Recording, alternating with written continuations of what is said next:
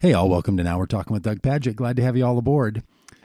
You know, the content of my podcast come from a variety of sources. Sometimes it comes from the interviews that I do, which is one of my favorite things. But then there's other parts of my life that put me in touch with people who are saying and doing such fascinating things. It's a real gift, so I'm glad to share it with you all here on the podcast. I help to organize a series of courses for people that want to learn. If sometimes people are learning for earning of a master's degree, a Master of Divinity degree called the Open MDiv. You can look up Open MDiv online or follow any of my social streams and you'll see information about how you can be part of that program.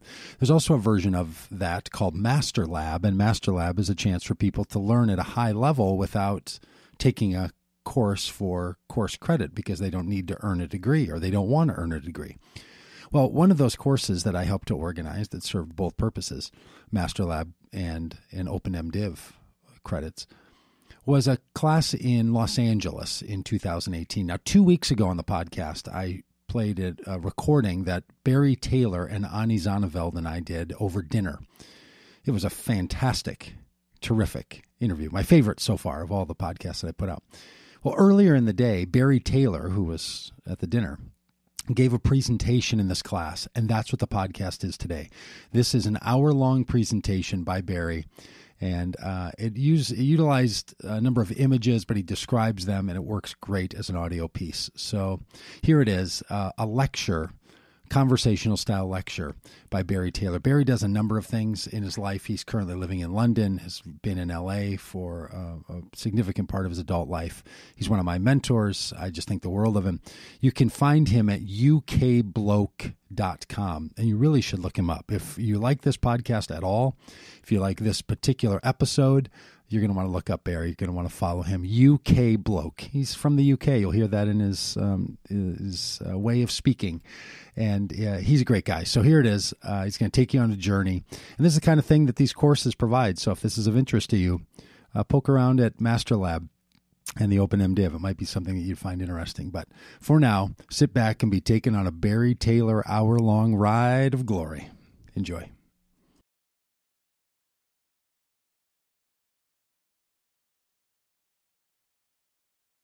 Pretty much for the past 30 years, I've lived and worked in Los Angeles proper, not Redondo Beach, but Santa Monica West Side.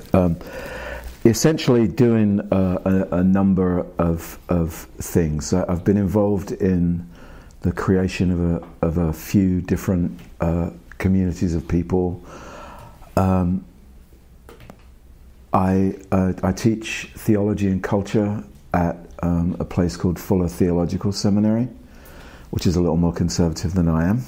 Let's just say that. But I've been there for about 15 years teaching. I also teach at a place called the Art Center College of Design, which is actually also in Pasadena. And I teach in the School of Advertising. And I teach on advertising and culture and where ideas come from.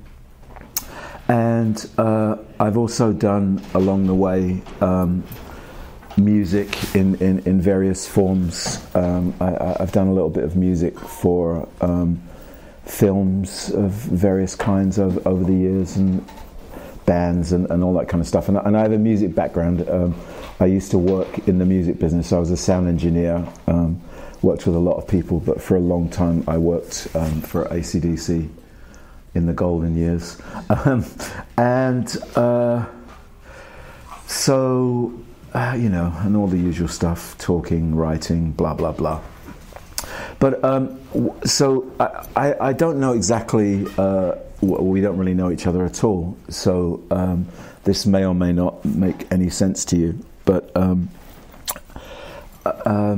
I've always had a real love affair with the arts, music first and foremost, but also other visual art forms. And it took me a while to realize that a lot of the way I thought about life and even about religion and did theology was very influenced by the visual in my life. And I don't know, 10 or 12 years ago, I realized that I used to think that I had all these little compartments and they were all separate.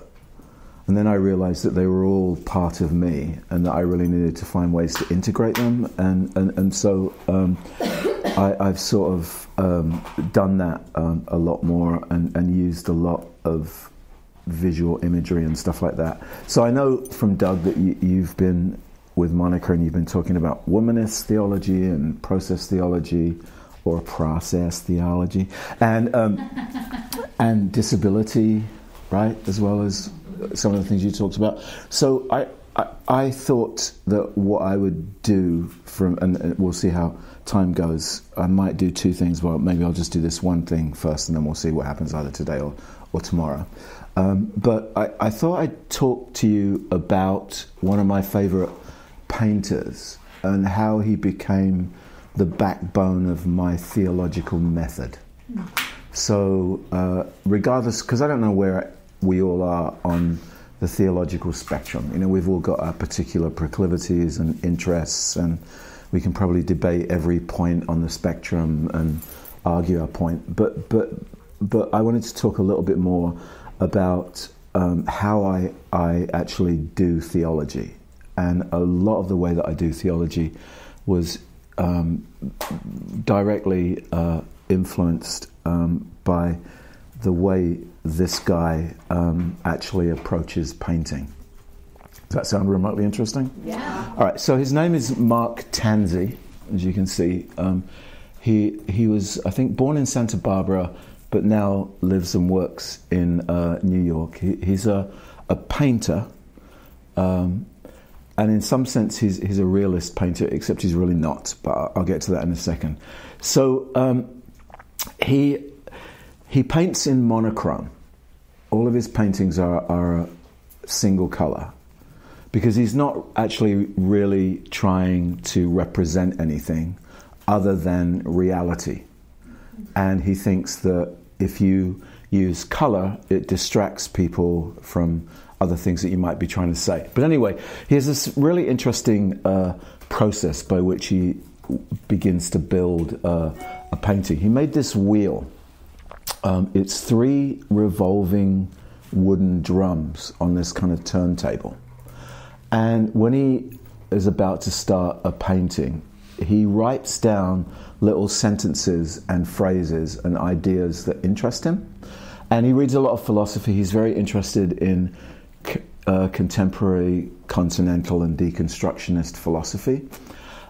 So he'll pick, or he'll just find a slogan or something, and he pins different phrases and sentences and verbs on these 3 drums, and then he spins them, and where it stops there'll be a sentence, and that sentence is the foundation of the painting that he's gonna make.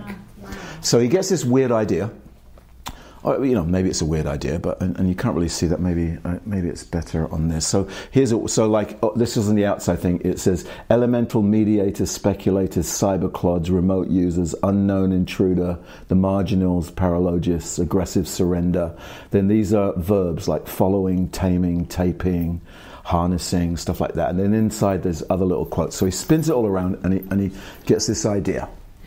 And each of those 3 spin differently, correct? Yeah, they all spin differently. This is actually based on, there's a whole history of cylinders that goes all the way back to the medieval era, where alchemists would use like these cylindrical things to create their potions and stuff like that. And if you look into the history of Western art, you can find a lot of these kind of symbolic circular and spherical things upon which lots of stuff. So there's a bit of history behind this idea, even though he's using it for very contemporary things. So he gets his idea, and then you can see on the wall behind him there are all these images, and he reads books and magazines and art books and takes photos, and he creates a sort of mood board of things that interest him.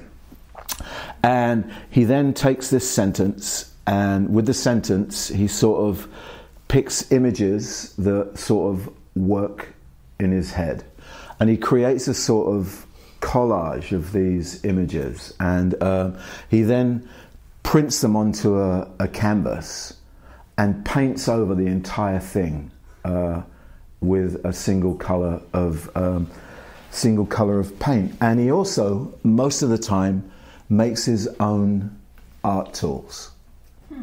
So he might use brushes, but he'll use lots of other things. And what he does is he paints over a whole canvas, and then with turpentine, which is what removes oil, and the various tools that he makes, he scratches away at the surface that he's painted to reveal a picture.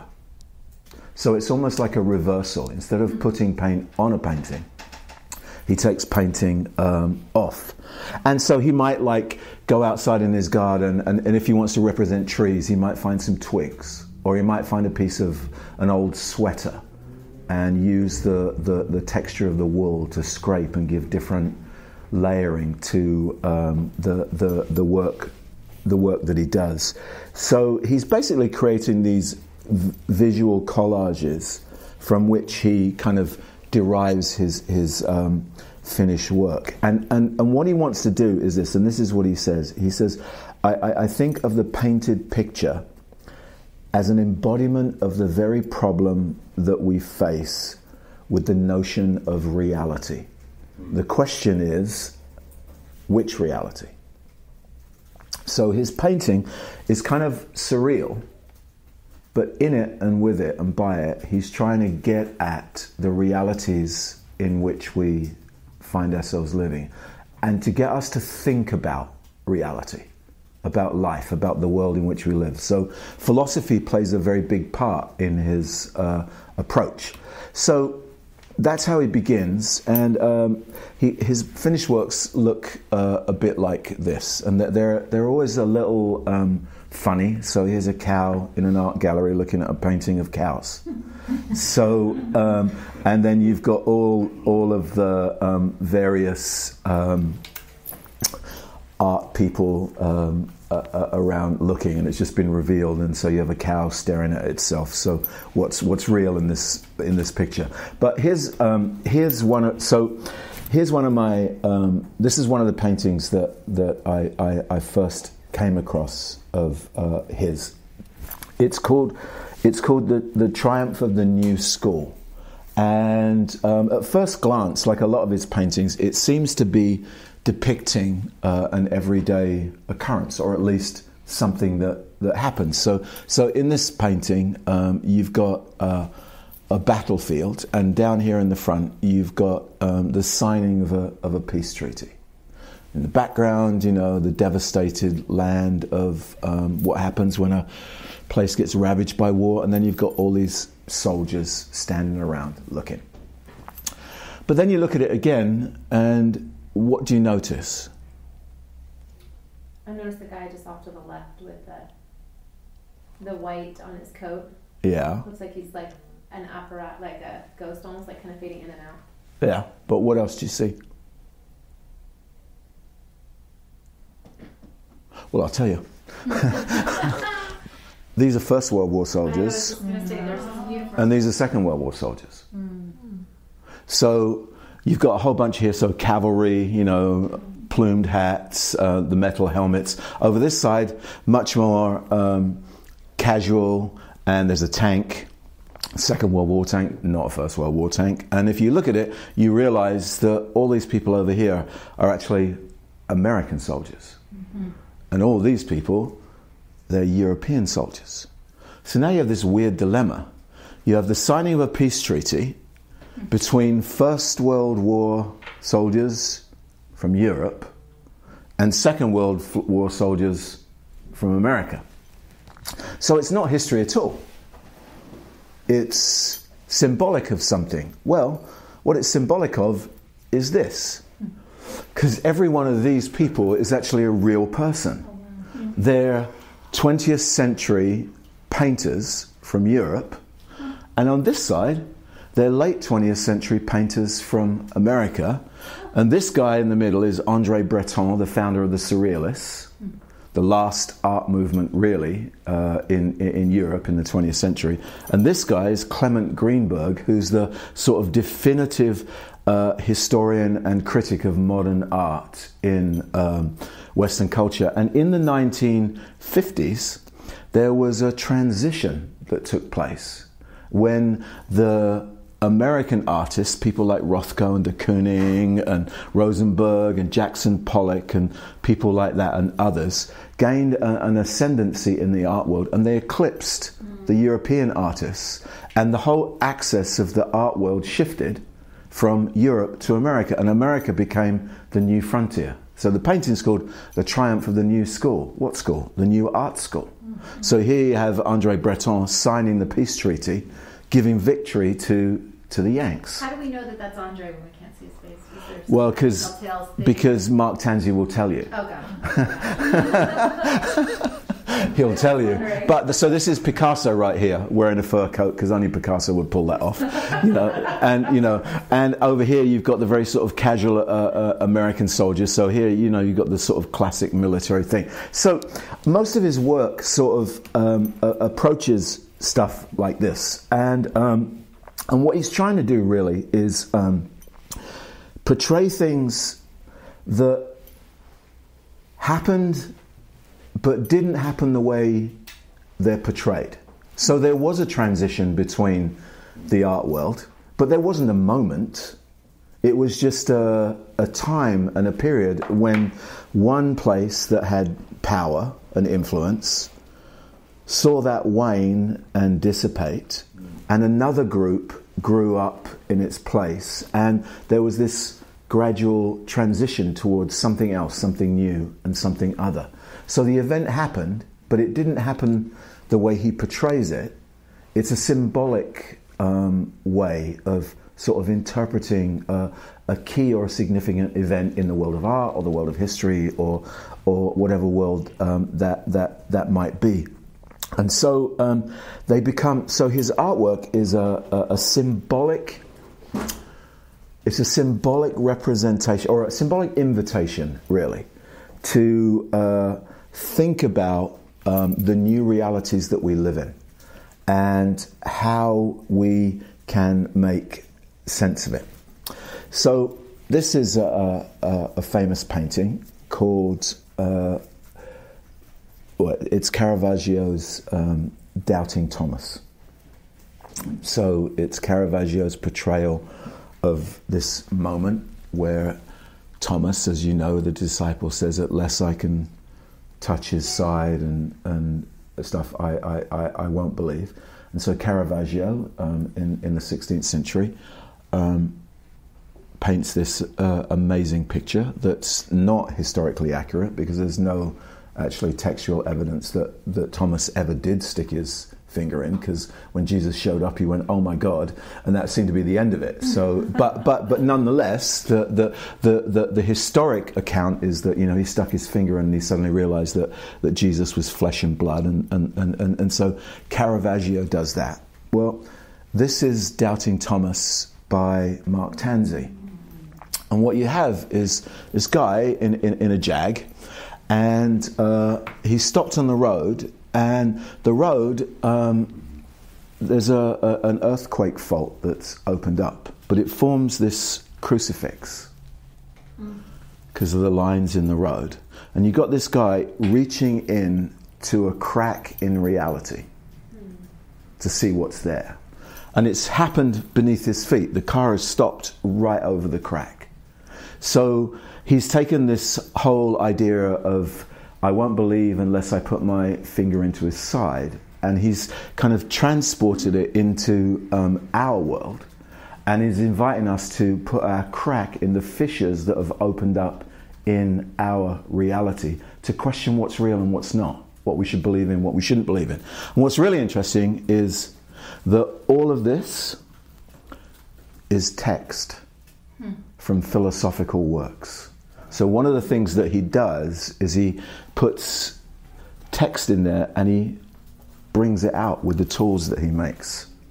So for instance, this is called Crossing the Cartesian Gap. So, from Descartes to the postmodern world. So this is the bridge that's coming from nowhere and going nowhere. And what you've got a bunch of people going backwards and forwards across it.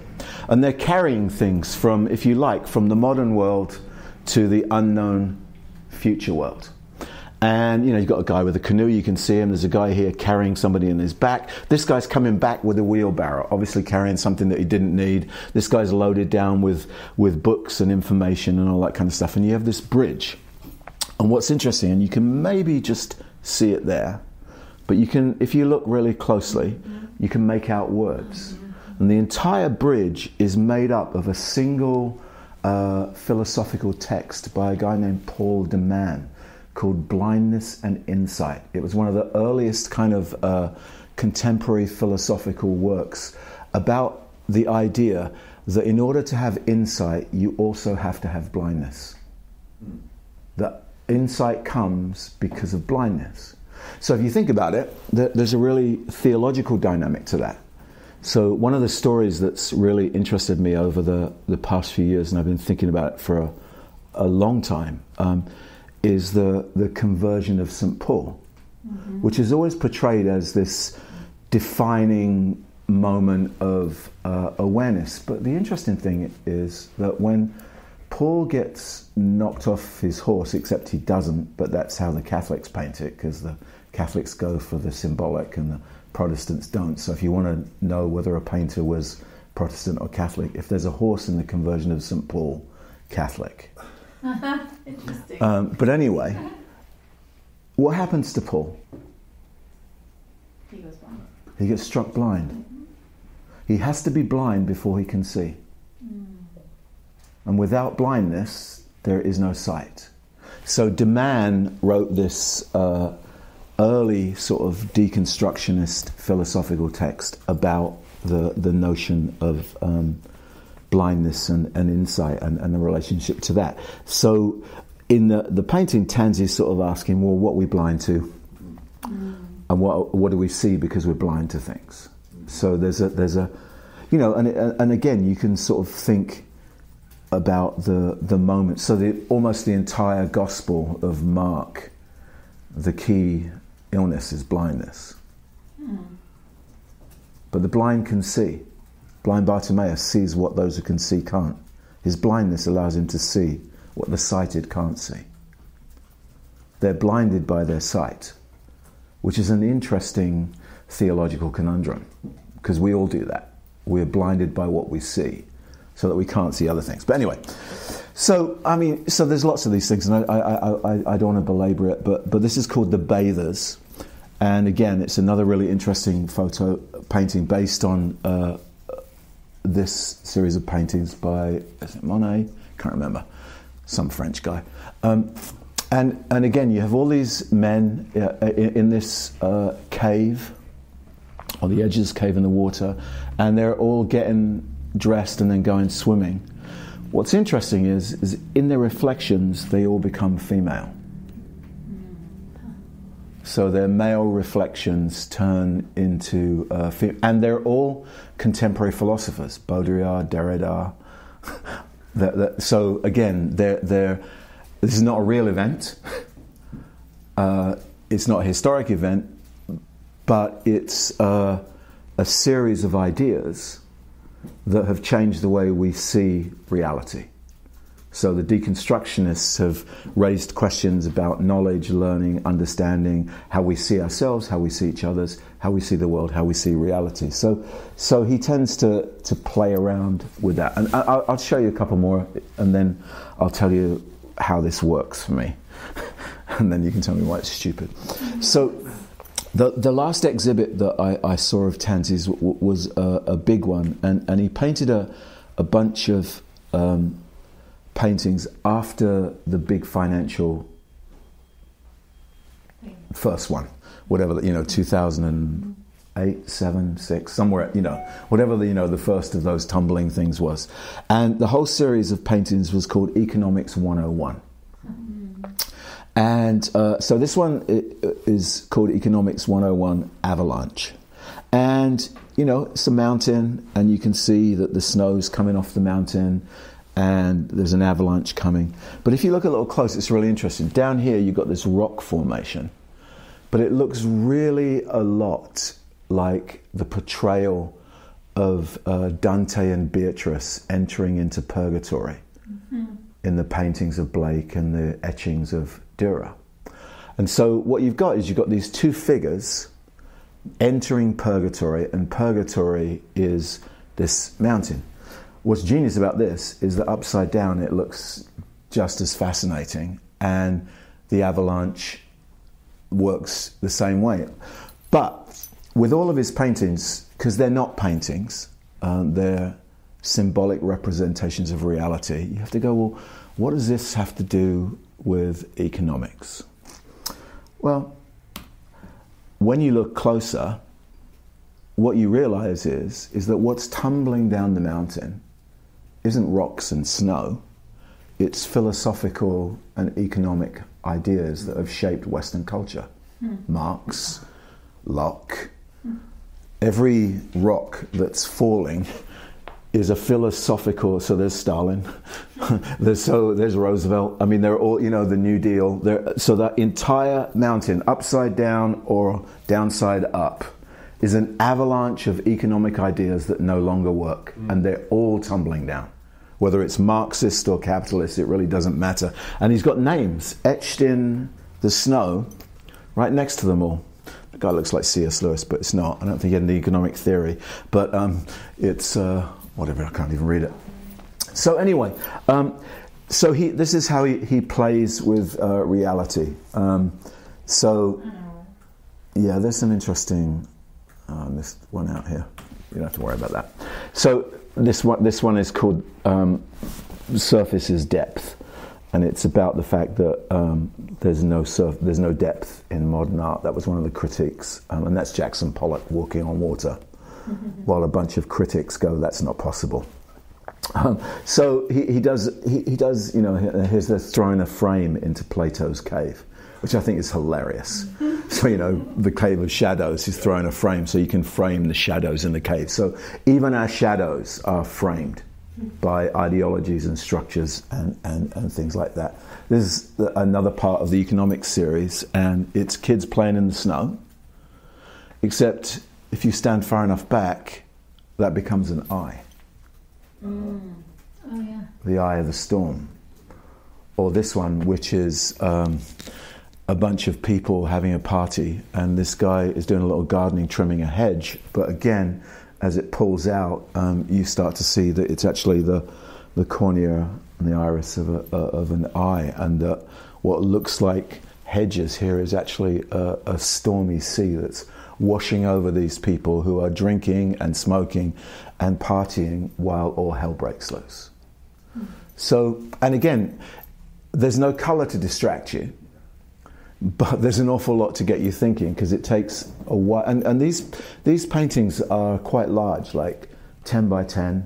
I mean, they can be really big, and they require a lot of time, because you have a glance and you go, oh, that's really interesting. But then you sit there for about an hour and you go, wait a minute, this is a guy in a deck chair in the middle of that doing what? You know, so, and this is called The Invisible Hand, and that's Wall Street in the stock market.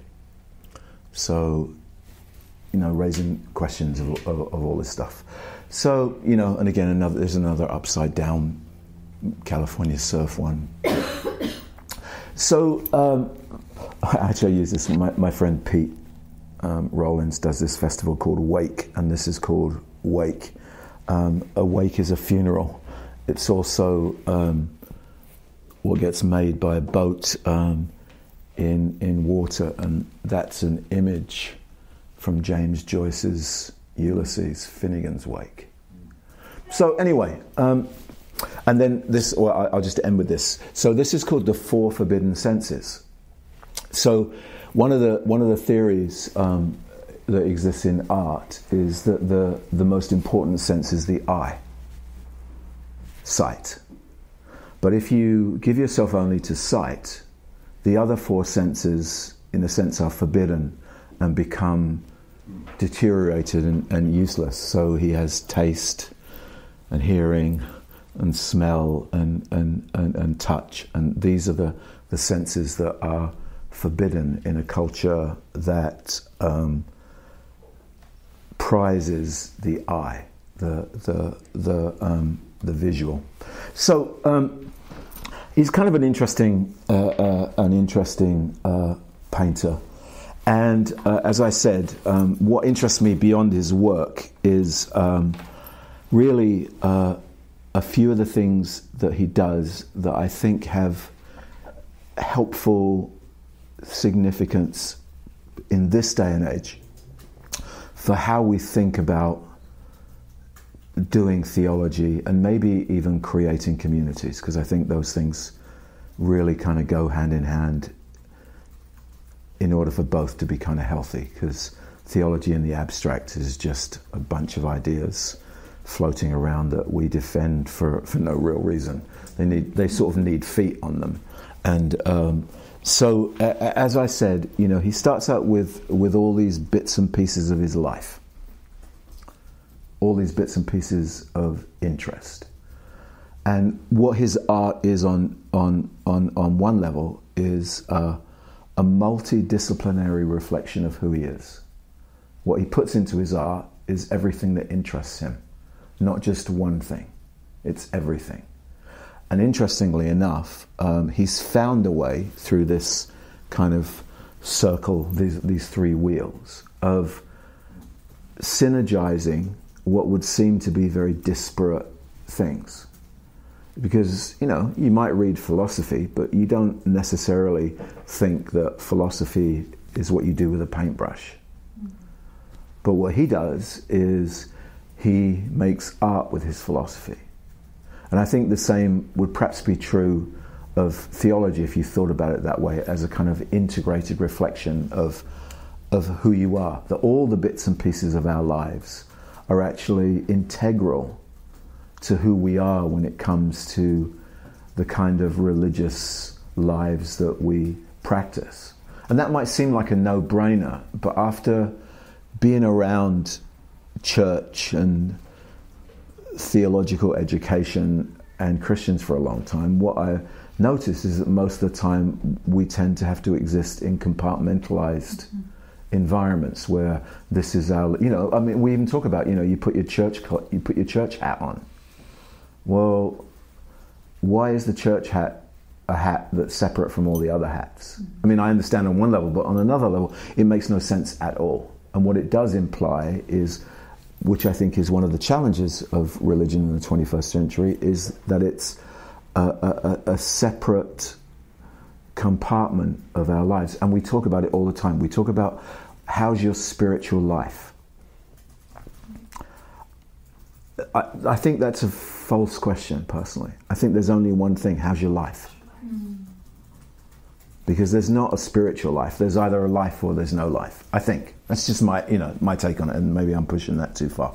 But anyway, so here's the major thing that I took away from this 10 or 12 years ago when I first discovered this guy, and it goes right back to his process.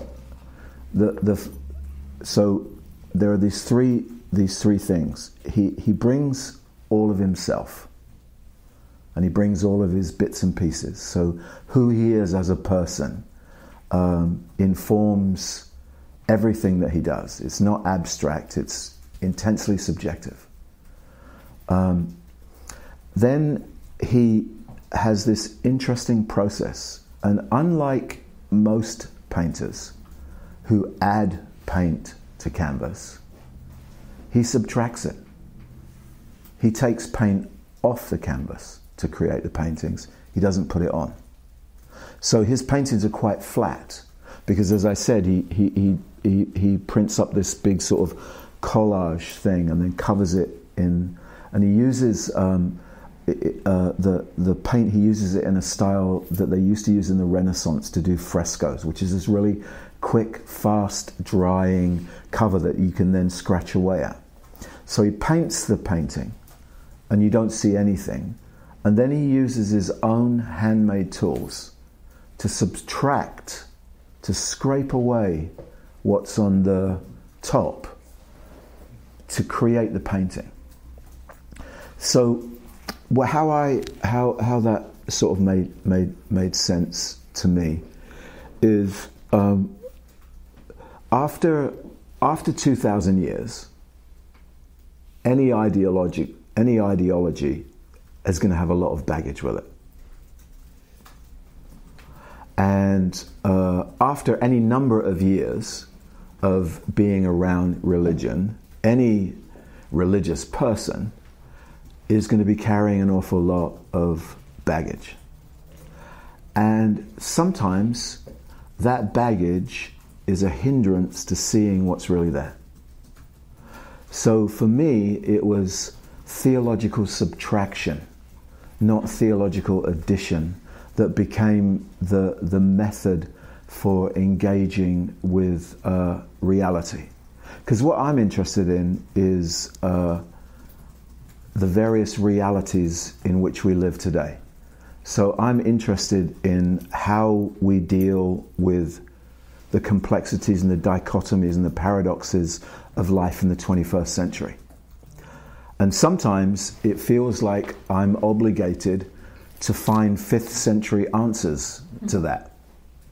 And sometimes those aren't answers at all. They're just blurrings of reality because we haven't come to terms with reality as it is. So practicing a little subtraction.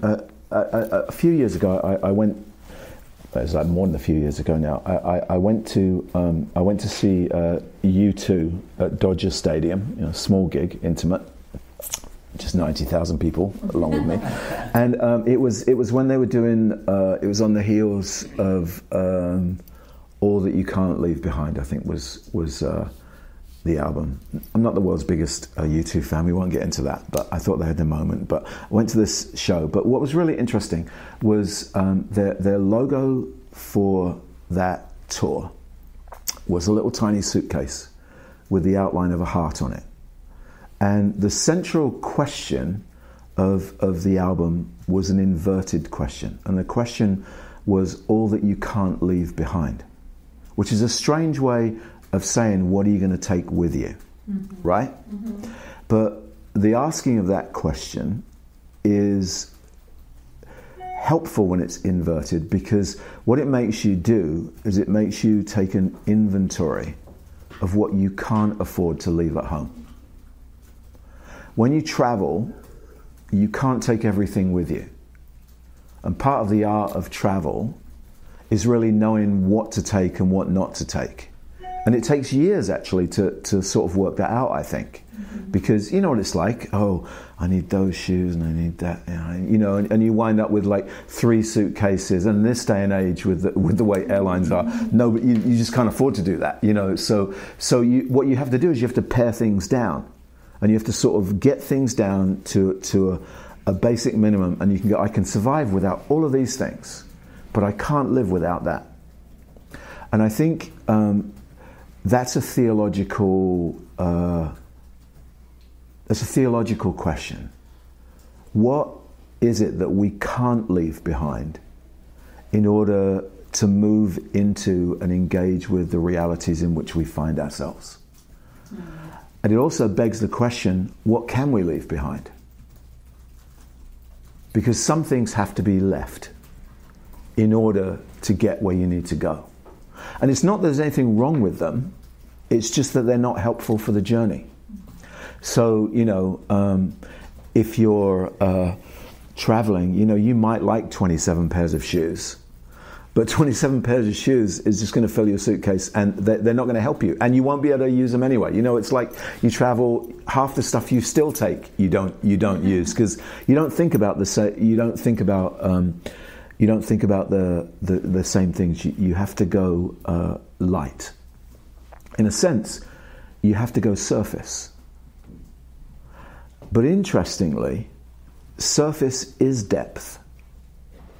That's where you actually find the depth of culture, is on the surface of things. The surface of things is actually what really points to what's there, particularly in our digitally networked world where our lines of communication fall like a web over everything. When I was doing my doctoral dissertation, yes, I know. You can be suitably impressed.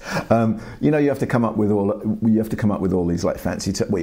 It helps if you do, because then it masks the fact that you don't really know what you're talking about, but you've got some cool things that you said, and they go, "Oh, that's good." So I came up with this term to describe, and my dissertation was on post-secular religion and how to do theology within contemporary culture, blah blah blah. And so I came up with this term called rhizomic sacralization. You can use it in a sentence, yeah. But here's an interesting thing. Do you know what a rhizome is? Well, a rhizome is a form of plant that grows on the surface of things. It's grass. It's bamboo. So, for instance, out there on the patio, if you scrape away the wood chips, there's just dirt there. If you were to go to the garden store down the street and buy a roll of turf, you could bring it back and you could stick it down on the ground and you could water it.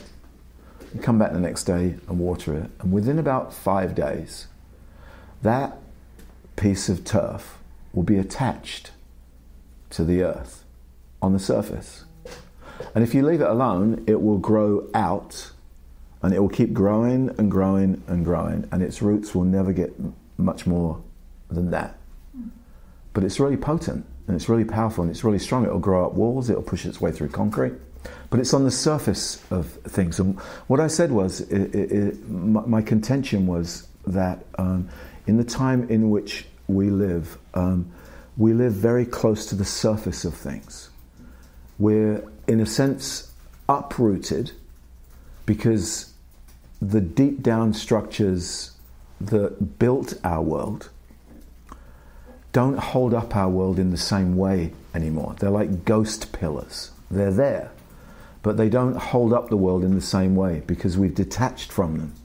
So we thread our way across the surface of things, building webs of relationships. And I think it's sort of really apparent in the growth of things like not just ecumenical discussions between religions and stuff like that, but the increasingly tightly bound and network relationships between different ideological constructs that people sort of bring together and put together in order to grow new things. And the interesting thing about the surface isn't that it has no roots. It has very strong roots. They're just webbed together. And they're clumps. So if you lift up a piece of grass, there are thicker roots and thinner roots. And there are central roots, core roots. And then they spread out. So it's not rootless at all. But its roots go underneath and flat rather than down, which means it grows that way as well as that way. But its chief thing is horizontal. And for me, I think the future of religion is horizontal, not vertical.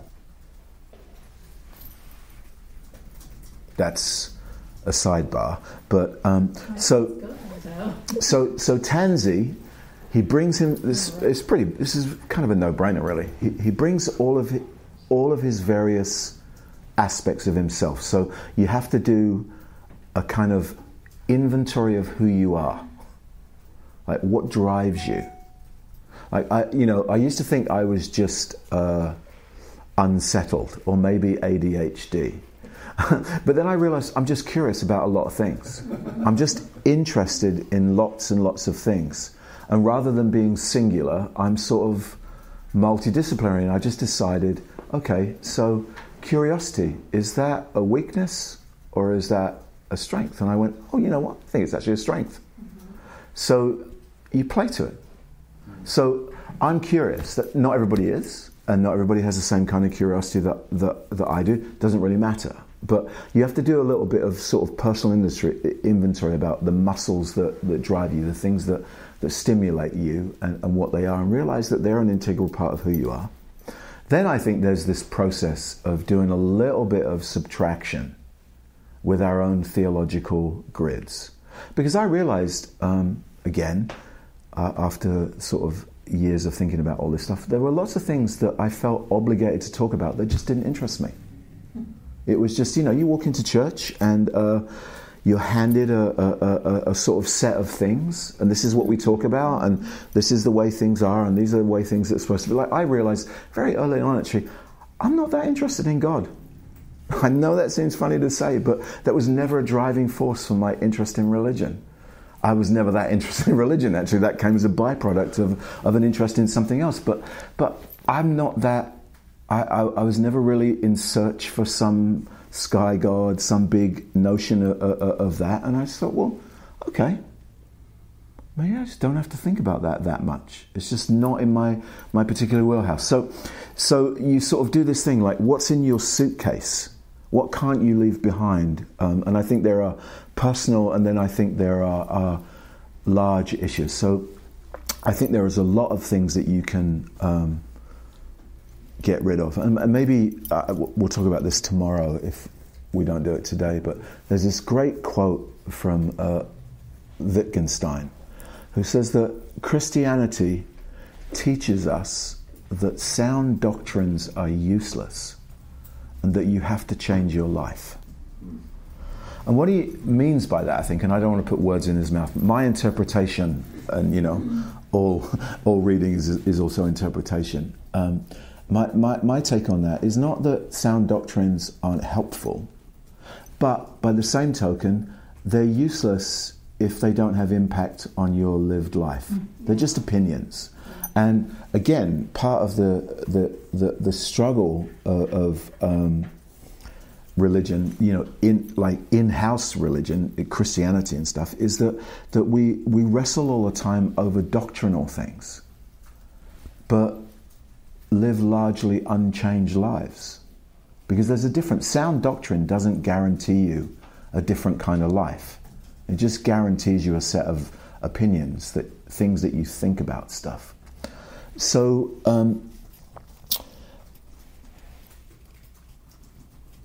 it's not a question of abandoning doctrine or dogma, but it is a question of going, is that helpful to change life and change living? And which of them are of ultimate importance? And again, this is not new stuff. There's nothing 21st century about that at all. That's a historic story of the church. It goes probably back to Augustine and maybe even before that, in terms of, in all things, let love be the guiding thing. But we tend to argue the small points at the expense of the larger ones. So there's the bringing of yourself, there's the subtraction, and then there's the tools. So Tanzi makes his own art tools. He probably lives he lives in New York. Probably a few art stores by him with a wide array of paintbrushes, and you got to go, why don't you just use paintbrushes? That's what they're for painting. But he'd rather make his own materials. So he owns both the initiation and the execution of his work in an intensely personal way by creating and crafting a very particular and personally useful instruments for his own artistic work. And again, I think it's very easy to grab the tools that are available, to take ideas from books, to get somebody else's take on stuff. But there's something to be said for crafting your own strange little tool out of whatever it is available at hand to express what needs to be expressed. So what what Tansy does, which I think is interesting, is he practices a kind of artistic deconstruction. And if you haven't worked it out, I'm a bit of a deconstructionist. But there's a very big difference between deconstruction and destruction. Deconstruction is not about knocking over or tearing down. It's constructing in reverse. So it's actually taking apart of things brick by brick, stone by stone, piece by piece, with the intent of two things. One, getting down to the roots, the radix of the issue, the heart of things.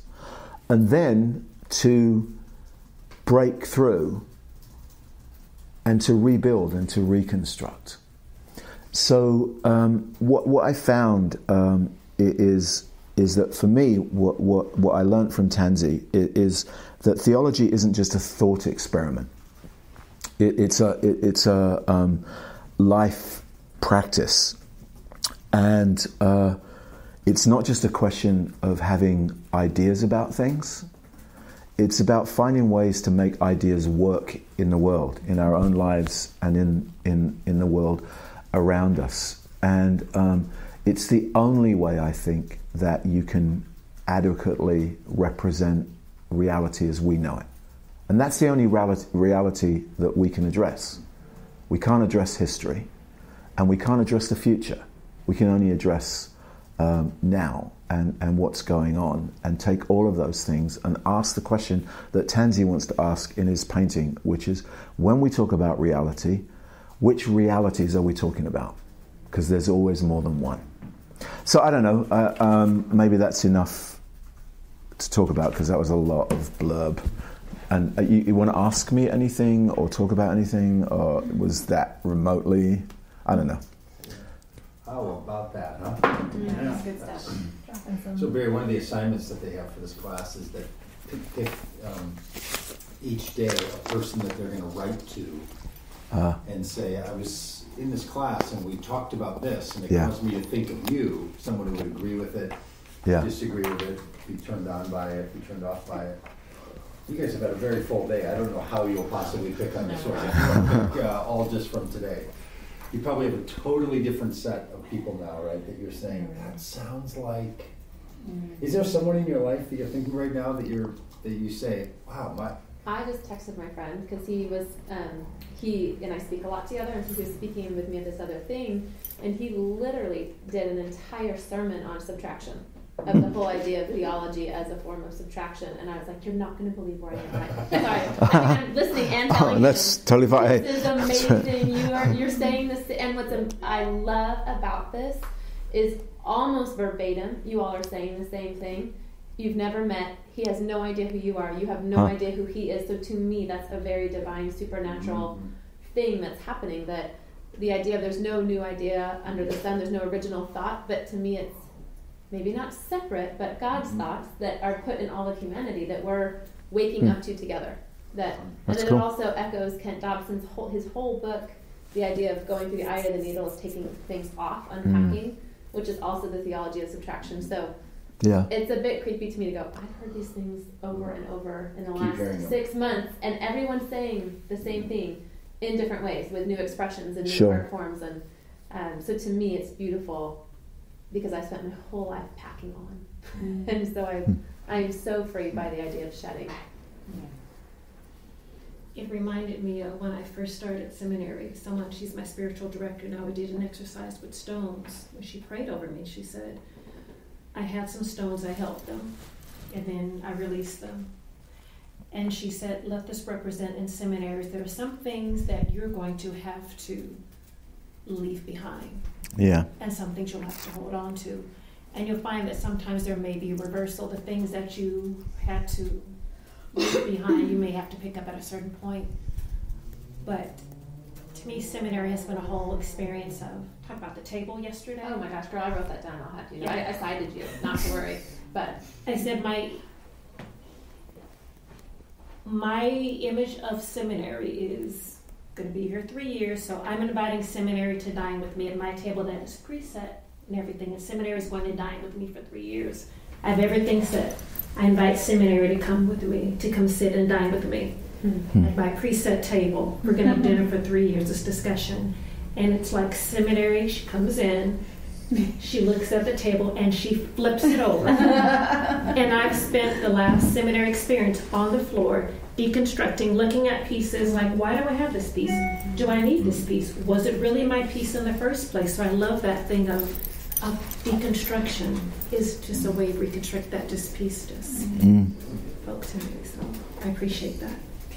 I'm wondering if you can speak a little more about the horizontal thing, because I have a lot of thoughts going around in my head. It's been a long time since I studied there, a really long time. Yeah. But like I'm thinking about symbols and the symbols of culture, and I'm thinking about when you said the horizontal versus the vertical. Yeah.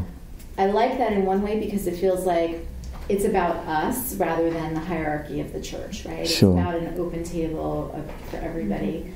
But I'm challenged by the thought of it not going so deep, because I also think about culture, like pop culture. I've been thinking, Madonna and some of the imagery that she uses, and Lady Gaga in her meat dress, right? And in good or bad ways. I mean, don't mess with Madonna. I'm just kidding. Leave Queen Madge alone. I love her, and I appreciate her willingness to take on, but she takes on very deeply held beliefs. Sure. And to some people, what she might be doing is making them seem surface, right? Sure. And she takes deep religiously held convictions. But on the other hand, what she's doing is tapping into something really, really deep and awakening it in us. So I'd like to understand your Well, I mean, it's there are so many layers to that really, because it becomes there are questions of who owns symbolism. So religious groups tend to feel very strongly that they own certain imagery. So we can mess with the cross because it's ours, but if you mess with it, that's not cool. And that becomes a problem in Western culture, because while Western culture is shaped by Judeo-Christian thoughts and values. So whether or not people believe, which is a separate question, it's fairly obvious that if people are going to reach for symbols, in Western culture particularly, they're going to reach for Judeo-Christian ones. Sure. Because it's why it's always so easy to you look at cinema, themes of redemption, themes of justice, themes of forgiveness, themes of grace and stuff like that. The reason that those things exist is because they're part of the symbolic language that we've all been immersed in. There's a Dutch cultural theorist, Mika Baal, who says that that one of the cultural pillars of Western society is Judeo-Christianity. It's there, is what she says. It might be a vapor trail. It's there. And it's not there because people believe or don't believe. It's there because it's part of our cultural DNA, history and story. So when somebody like Madonna employs religious imagery, that there are questions of ownership and or authority and stuff like that. But then it also raises questions of acceptable or unacceptable, sacred, profane, holy, unholy, which again, religious people tend to assume are very fixed. Quite, to varying degrees, there's an assumption that this is sacred and that's profane. Yeah. But those things have always been shifting targets within the horizon of the church. So I'm sorry, I'm getting a very long-winded way to a point. So I think what's happened in the last 50 or 60 years as as Western society particularly has abandoned trust in and reliance upon traditional religious mechanisms to find meaning. So although religion is still around, let's just face it, it's in trouble. Yeah. And it's not getting any better. Right. And there aren't more people going to church every year, there are less people, you know what I mean? And so on and so, we don't have to argue that point. But that doesn't mean that people aren't interested in utilizing the artifacts or the relics of religion for their own statements and purposes. The problem is, and you know, Protestantism is to blame.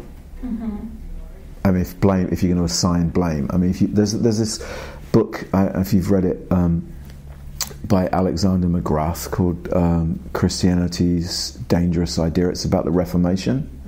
And he sort of says that the two pillars upon which the Protestant Reformation is built, one of them is, you know, the priesthood of all believers, which undermines the authority of the church in the old way. The other one is that everybody has the right to read and interpret scripture for themselves in their own language. Fantastic. But look at the chaos. Because 2, 4, 6, there are 8, 9 of us in this room. We read scripture, that's potentially 9 interpretations. And you extrapolate that by millions. It's no wonder that there are 20-odd thousand denominations in America, all of whom think they're right. Right. So, and that's within the horizon of the church. But people still interpret religious imagery outside the church. They still employ it and use it for their own ends. There's a French poet, philosopher named Michel de Guy. Let's see if I can do this without wrecking Doug's microphone. And this is a bad handwriting. What was the McGrath book you just talked about? I think it's, you know, I think it's called Christianity's Dangerous Idea. Okay.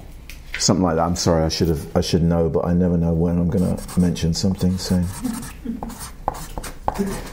So this guy, Michel de Guy, wrote this book called A Man of Little Faith. And it's an exploration of religion and philosophy and stuff like that. And he sort of has this, not remedy, just this theory that what needs to happen in for religion to survive, for Christianity to survive, 3 things need to occur. We need to suspend belief in that, and what he means by that, I think, is we need to stop all of this abstract posturing. You know, like believing is essentially, we've turned belief into assent. Do you believe means do you agree with these statements, right? Essentially. Which is not historically what belief means, but that's what it's come to mean in our world. The second thing he says is we have to make revelation out of profanation. Out of what? Profanation, out of the profane. So he says after you've made revelation out of the sacred, you must then make revelation out of the profane. So Madonna is actually exercising a form of theology in her profanity, because, you know, if you look at her work, and of course it's done to provoke, but arguably she has a friend in Jesus in that, who seemed occasionally to like poke sticks at people when he could have been nicer. Do you know what I mean? But the idea is that the profane is profane until you can discover something sacred within it. And what that means is that line between the sacred and the profane is a bit of a moving target. And then the third thing he says is that we have to preserve the relics of religion for the ages to come. And what he means by that is like the sort of bare bone essential notions of religion, not the doctrinal wrappings, but the essences. That's what keeps it alive. So there's always a challenge when cultural figures use religious artifacts. Sometimes it's for a sensation. Sometimes it's for sensation with purpose.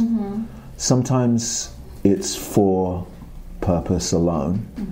But because it happens outside the domain of the presumed authority of the religious gatekeepers, there's usually some kind of resistance to it. Yeah. And usually it's wrapped up in a whole bunch of things that a lot of religious people find unsettling. Nudity, sexualization, music, or, you know, provocative dress, all that kind of stuff. Because as much as we might think, there's still a lot of purity code activity in. I think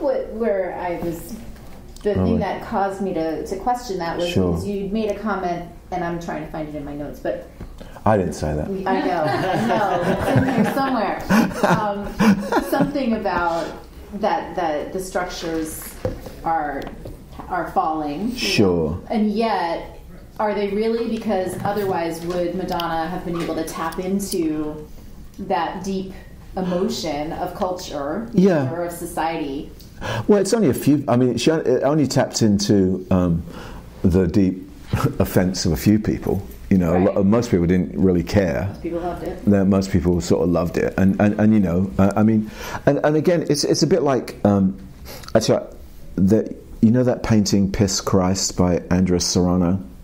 You know that picture? You know that image? So there's a photographer. His name is Andres Serrano. I think he's Chilean, and he did a series of. He's a photo artist. He did a series of images with. He bought like cheap plastic crucifixes from like a Catholic religious store, and he submerged them in human fluids, blood. There you go. Yeah, blood, semen, urine, all that kind of stuff. And he was creating these paintings to actively address the fact that in his mind Christ got involved in the dirt of the world. But people took offense because it's like, you can't submerge Jesus in human piss. Right. Well, of course you can. Jesus spit on everybody. He's always spit So you know, so there. So I have two things to say just really quickly. The first is that holiness is a moving target, and we always have to redefine where holiness can be found. It's a bit like, you know, Jesus walking through the grain fields on the Sabbath. The Pharisees come, why are your disciples eating food on the Sabbath? They violated the Sabbath because they're hungry and they've picked corn, which under the rules of the Sabbath means they've actually worked.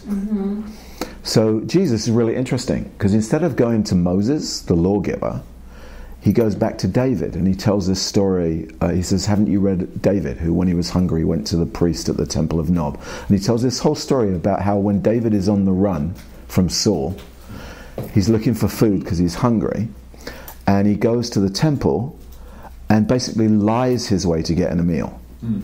Because the priest says, well, you know, the only bread we have is the bread for the priests.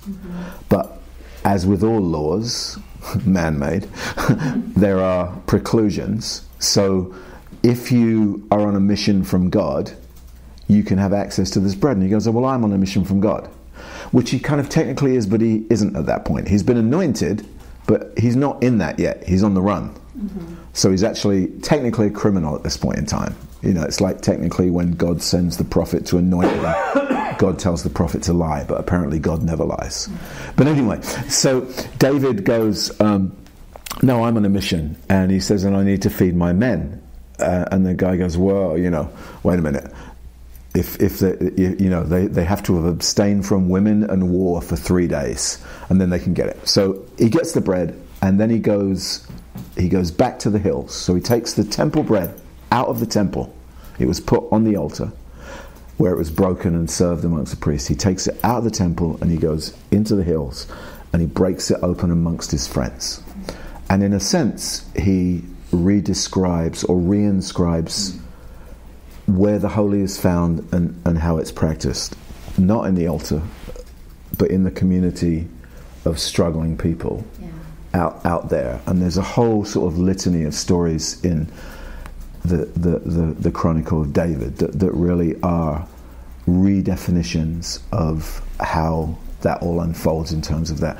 The other thing is that when it comes down to how we make determinations, there's this fascinating thing, and the one thing about being involved and speaking most Sundays for 30 years is that you wind up thinking about things obsessively.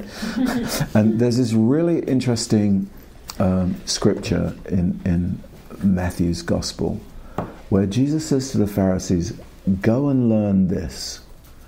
I desire mercy and not sacrifice." And in Jesus' mind, there's a difference between the two. And what I would say is that a religion of sacrifice is a religion of boundaries. What's in, what's out, what's excluded, what's permitted, what's clean and what's dirty.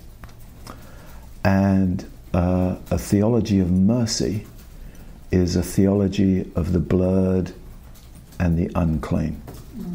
I did this series of talks called Holy Shit on perversions and profanities based on, I wonder, it's an interesting picture. It's really provocative. Do you have any that's recorded? Yeah, somewhere, but I tend not to, I don't know, I never put them out. I'm useless. I mean, honestly, how great was that, huh? Barry Taylor, you can find him at ukbloke.com, and you can find him all over with that handle. It's worth finding. He's that good all the time. Hey, enjoy the rest of your week. I'm on vacation this week in Mexico, so I put this together a couple weeks ago. Hope you're having a great week, and if you want to be a supporter of this podcast, I'd send you over to Patreon. I'm going to be launching some new products over there, so if you get in now, you'll be grandmothered into all the goodness that comes on whatever I'm offering over on Patreon. So you can find that at DougPagitt.com. Again, thanks for being a part of the podcast. I really appreciate it.